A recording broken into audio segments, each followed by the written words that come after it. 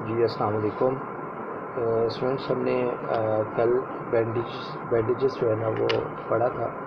आज ज़रा पहले उसको रिपीट कर लेते हैं, तो उसके बाद हम आगे जो है ना वो चलते हैं।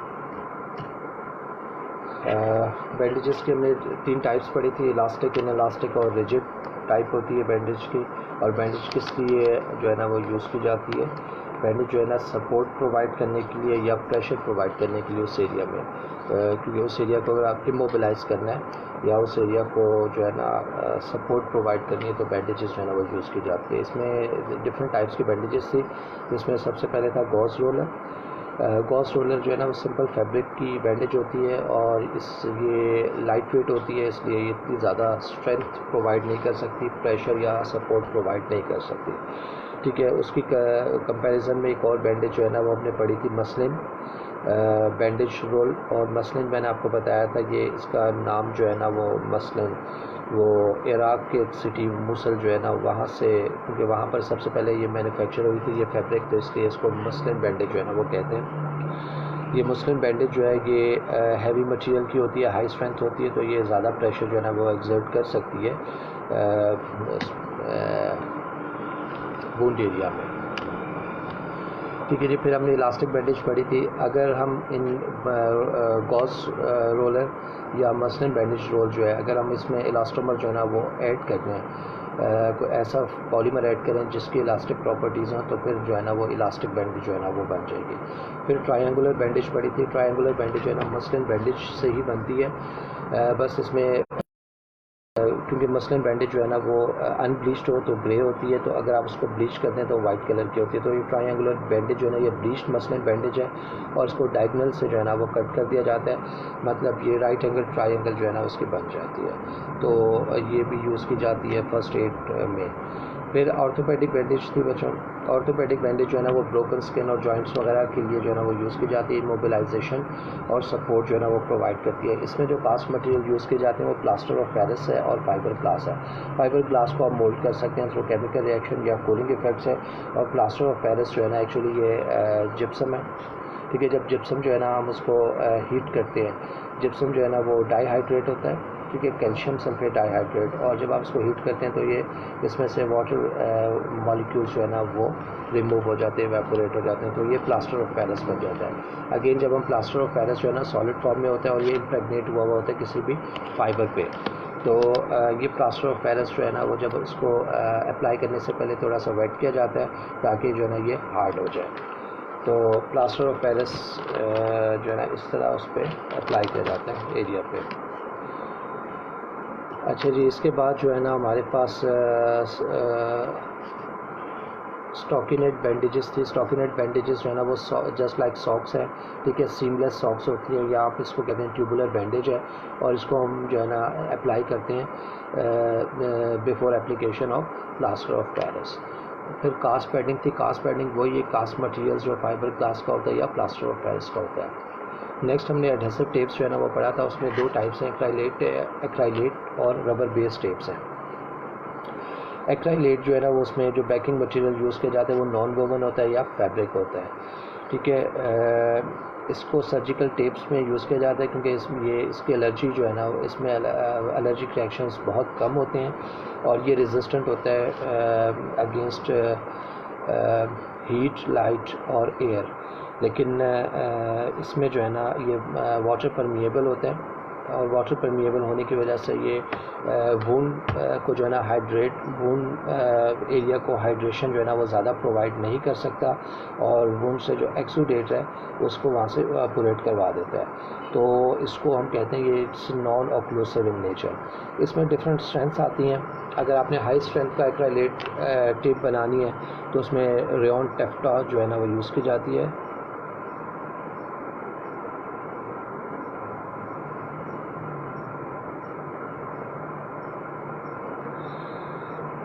अच्छा, और अगर लाइट स्ट्रेंथ की बनानी है तो उसमें पेपर इलास्टिक क्लॉथ या फिर जो है ना फोम यूज़ किया जाता है। अब हम देख लेते हैं जी रबर बेस्ड जो है ना वो भी बहुत अच्छी सपोर्ट प्रोवाइड करती है और एडहेशन भी अच्छी देती है, और इसके अलावा इकोनॉमिकल भी है। तो अगर ये तमाम चीज़ें रिक्वायर्ड हैं तो फिर रबर बेस्ड जो है ना वो यूज़ की जाती हैं। इसमें बैकिंग मटेरियल प्लास्टिक हो सकता है या फिर क्लॉथ हो सकता है। इसकी कंपोजिशन क्या होती है, इसमें इलास्टोमर्स होते हैं क्योंकि ये रबर है, तो इलास्टोमर्स जो है ना वो एक्चुअली रबर भी एक इलास्टोमर है, तो ये नेचुरल भी हो सकते हैं और सिंथेटिक भी हो सकते हैं। इनके आगे उसमें एग्जांपल्स लिखी हुई हैं, लेकिन वो आप लोग ना कीजिएगा। इसमें एलर्जिक रिएक्शंस जो है ना वो हो सकते हैं, क्योंकि ये जो नेचुरल है उसमें एलर्जिक रिएक्शंस कौन कौन से हो सकते हैं। ये जो रबर है इसमें एरिदीमा हो सकता है, एडिमा हो सकता है, फॉर्मेशन हो सकती है। इसके अलावा डेस्क्रिमेशन भी हो सकती है। तो रबर एडहेसिव टेप्स जो है ना वो अप्लाई करने से पहले पैच टेस्ट जो है ना वो किया जाता है, जो कि आप स्किन पे 24 से 48 आवर्स के लिए जो है ना उसको रिटेन करते हैं। कंबाइंड प्राइमरी सेकेंडरी जो है ना वो वूंड ड्रेसिंग्स जो है ना वो पड़ी थी, जिनको हम कंपोजिट ड्रेसिंग्स भी कहते हैं। इसमें सबसे पहले जो है ना वो हाइड्रोजेल है। हाइड्रोजेल्स जो होते हैं वो नॉन एडहेरेंट होते हैं, सेमी परमिएबल ऑक्लूसिव हैं। ये सेमी परमिएबल इस वजह से होते हैं क्योंकि जब आप इसको अप्लाई करते हैं तो ये ड्राइड फॉर्म में होते हैं, ठीक है। लेकिन जब ये एक्सुडेटिव वूंड के साथ इन कांटेक्ट होते हैं तो वो जो फ्लूइड है, वो ड्रेनेज जो है ना वो इसको हाइड्रेट करती है, ये स्वेलअप होते हैं और स्वेलअप होने की वजह से इनमें चैनल्स प्रोड्यूस हो जाते हैं, इसीलिए ये इम्परमिएबल से सेमी परमिएबल मेम्ब्रेन जो है ना वो बन जाते हैं। अच्छा, इनको जो है ना वो यूज़ किया जाता है बर्नट एरिया में, ठीक है जी, जहाँ पर बर्न्स वगैरह हो उस एरिया में जो है ना इसको अप्लाई किया जाता है क्योंकि नॉन एडहेरेंट होते हैं, और जहाँ हेरी एरिया हो वहाँ पर भी इसको अप्लाई किया जाता है, ठीक है जी। नेक्स्ट है जी हाइड्रोकोलाइड ड्रेसिंग्स। हाइड्रोकोलाइड ड्रेसिंग्स जो है ना उसमें दो कंपोनेंट्स हैं, जैसे हाइड्रोजेल्स में भी दो कंपोनेंट्स ही होंगे अगर एडहेसिव टेप यूज़ की गई है। हाइड्रोकोलाइड जो है ना उसमें एक हमारे पास नेचुरल गम है, एक कंपोनेंट जो पेक्टिन है, गॉर गम है, या सेमी सिंथेटिक अगर हम कहें तो उस कार्बोक्सी मिथाइल सेलुलोज है। और सेकंड जो है ना इसमें एडहेसिव है, एडहेसिव टेप है जो पॉली आइसोब्यूटाइलिन से प्रिपेयर की जाती है। अब इसमें एक फिनोमेना इन्होंने बुक में लिखा हुआ है टैकिंग। टैकिंग क्या होती है कि एडहेरेंस की एबिलिटी है किसी भी मटेरियल की और किसी भी सरफेस पे। हम यहाँ पर स्किन की बात कर रहे हैं तो इसलिए स्किन पे कोई भी मटेरियल कितना एडहेयर करता है। तो इसमें दो टाइप्स की टैकिंग होती है, वेट टैकिंग और ड्राई टैकिंग। कुछ मटेरियल्स हैं जो कि ड्राइड फॉर्म में अगर वो ड्राई हों तो वो एडहेयर करते हैं, कुछ मटेरियल्स ऐसे होते हैं जो जब वेट हों तो फिर वो उनकी एडहेरेंस बढ़ जाती है। तो इसमें जो नेचुरल गम्स हैं, ठीक है, आपने मैट्रिक्स सस्टेन रिलीज टैबलेट्स में भी पढ़ा होगा, जब नेचुरल गम्स यूज़ की जाती हैं तो वो एडहेयर कर जाती हैं जब डिसोल्यूशन की जाती है या एंट्रैपमेंट एफिशिएंसी चेक की जाती है। तो इसी तरह जब ये हाइड्रोकोलाइड ड्रेसिंग वूंड ड्रेनेज के साथ इन कांटेक्ट होती हैं तो ये स्वेल करती हैं, ठीक है जी। जब ये स्वेल करेंगी तो इनमें एडहेरेंस की कैपेसिटी जो है ना वो इंक्रीज़ हो जाती है और इसमें इनका कलर भी जो है ना वो चेंज हो जाता है, येलो टू ब्राउन हो जाता है, ठीक है जी। ये इसका इंडिकेशन होती है कि अब ये कम्प्लीटली जो है ना स्वेलअप हो गई हैं, तो अब आपको जो है ना उस टेप को जो है ना उस एडहेस ड्रेसिंग को रिप्लेस कर देना है, रिमूव कर देना है, ठीक है जी। ड्राई टैकिंग जो है ना वो उसमें कुछ ऐसे मटेरियल्स होते हैं जो कि ड्राइड फॉर्म में एडहेरेंट प्रोवाइड करते हैं। इसमें जो हमने एडहेसिव यूज़ किया वो पॉली आइसोब्यूटाइलिन है, जो कि ड्राई टैकिंग जो है ना उसमें उसके लिए ड्राई एनवायरनमेंट जो है ना एटमॉस्फेयर वो सूटेबल है उसकी एडहेरेंस के लिए। तो जब आपकी ये जो स्वेलअप हो जाता है आपका पॉलीमर, तो उसमें से जब ड्रेनेज शुरू हो जाती है तो ये जो पॉली आइसोब्यूटाइलिन है उसकी एडहेरेंस जो है ना, क्योंकि वो फिर मॉइस्चर जो है ना उस पॉलीमर से, क्योंकि पॉलीमर की कैपेसिटी जो है ना स्वेल होने की वो कंप्लीट हो गई है, तो वो मॉइस्चर जो है ना वो ड्रेन होकर इस एडहेसिव टेप के सराउंडिंग में आ जाता है और इससे इस एडहेसिव टेप को जो है ना वो एडहेसिव टेप को भी वहाँ से रिमूव कर देता है मॉइस्चर होने की वजह से, ठीक है जी। ये वीक हो जाती है, इसकी अच्छी है। नेक्स्ट हमारे पास कैल्शियम एल्जीनेट था जी। मैंने आपको बताया था ये एल्जीनिक एसिड है जो कि ब्राउन एल्जी से लिया गया है, और इस एल्जीनिक एसिड को आइसोलेट करने के बाद जो है ना हम इसका सॉल्ट बना लेते हैं कैल्शियम एल्जीनेट, ठीक है जी। कैल्शियम एल्जीनेट ड्रेसिंग है और जब ये वूंड पे लगाई जाती है तो वूंड जो होता है उसमें सोडियम सॉल्ट जो है ना वो ज़्यादा होते हैं, तो कैल्शियम एल्जीनेट में जो कैल्शियम है वो रिप्लेस हो जाता है विद द सोडियम, और सोडियम एल्जीनेट जो है ना वो बन जाता है। और सोडियम एल्जीनेट वाली प्रॉपर्टीज़ होती हैं और इस तरह जो है ना आपकी वूंड का जो ड्रेनेज है वो आप अपने उसको सक कर देते हैं उसमें, ठीक है स्टूडेंट्स। ये तो हो गया हमारा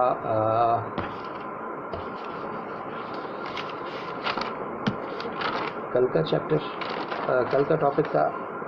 आज हम जो है ना वो सूचर्स और लिगेचर, इसको लाइगेचर्स भी कह सकते हैं, लिगेचर्स भी कह सकते हैं, जो आपको बेहतर लगे प्रोनाउंस करने में। अच्छा जी, इसके अलावा हमने जो है ना कुछ और भी चीज़ें पढ़ी थी। वो हीमोस्टैटिक कुछ प्रोडक्ट्स थी, फिर थ्रोम्बिन सॉल्यूशन से डिस्पोजेबल स्टेराइल पैक्स और फेस मास्क थे। आज हम देख लेते हैं sutures, ligatures and their material. Sutures क्या होते हैं? सूचर्स एक्चुअली जो है ना वो स्टिचिंग के लिए, जो स्टिचिंग को हम सूचर्स कहते हैं। अब स्टिचिंग के लिए क्या क्या चीज़ें रिक्वायर्ड होती हैं? एक नीडल रिक्वायर्ड होती है, ठीक है जी, और इसके अलावा फाइबर होती है, जिसे फाइबर भी कह सकते हैं, स्ट्रैंड भी कह सकते हैं, या थ्रेड भी कह सकते हैं। इसको स्ट्रैंड इस वजह से कहते हैं कि आपने वो डीएनए का डबल हेलिक्स देखा होगा, ठीक है, 2 स्ट्रैंड्स होते हैं उसमें, ठीक है, तो वो स्ट्रैंड्स एक्चुअली फाइबर ही होते हैं। हम उसको फाइबर कह सकते हैं या उसको थ्रेड्स कह सकते हैं, ठीक है, तो इसलिए इसको यहाँ पर स्ट्रैंड जो है ना वो इन्होंने कहा है। तो सूचर्स जो हैं उनके कंपोनेंट्स क्या हैं? एक नीडल चाहिए और फाइबर चाहिए। लेकिन जो लिगेचर है, लिगेचर, उसमें आपको नीडल रिक्वायर्ड नहीं है, उसमें सिर्फ आपको स्ट्रैंड चाहिए या फाइबर चाहिए।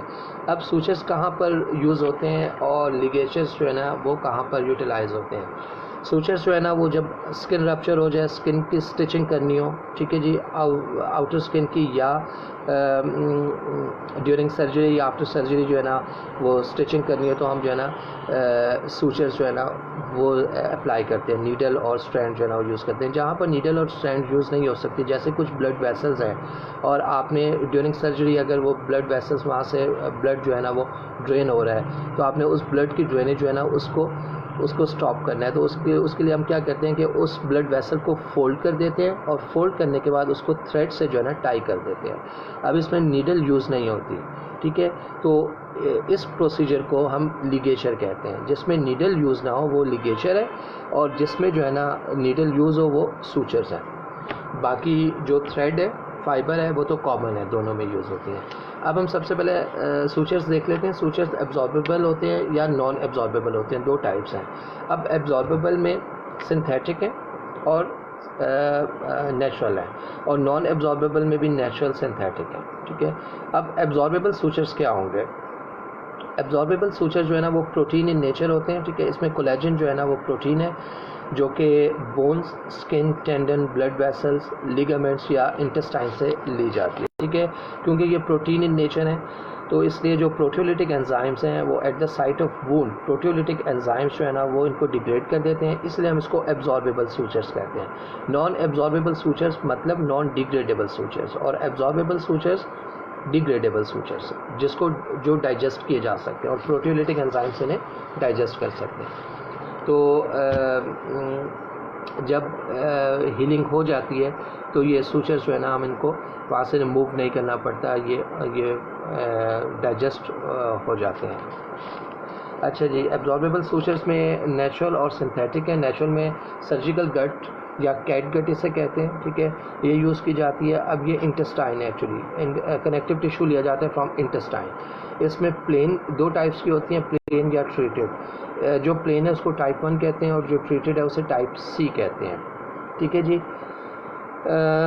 प्लेन जो होती है उसकी स्ट्रेंथ कम होती है, ठीक है, या उसकी टेंसाइल स्ट्रेंथ कम होती है, इसलिए क्योंकि उसमें जो प्रोटियोलिटिक एंजाइम्स हैं वो इसको डाइजेस्ट कर देते हैं। लेकिन जो तो ये वहाँ पर प्रोलॉन्ग नहीं हो सकती। इसका कभी कभी होता है कि हीलिंग प्रोसेस जो है ना वो प्रोलॉन्ग हो जाता है, लेकिन उससे पहले ही आपकी जो सूचर्स हैं, ये जो फाइबर है, ये डिज़ोल्व हो जाती है, डिग्रेड हो जाती है, तो इससे जो वुंड है वो रीओपन हो जाता है। तो इसलिए प्लेन जो है ना वो हम उन वुंड्स में यूज़ करते हैं, उन साइट्स पर यूज़ करते हैं जहाँ पर हीलिंग जो है ना वो जल्दी हो, ठीक है, हीलिंग प्रोसेस फास्ट हो।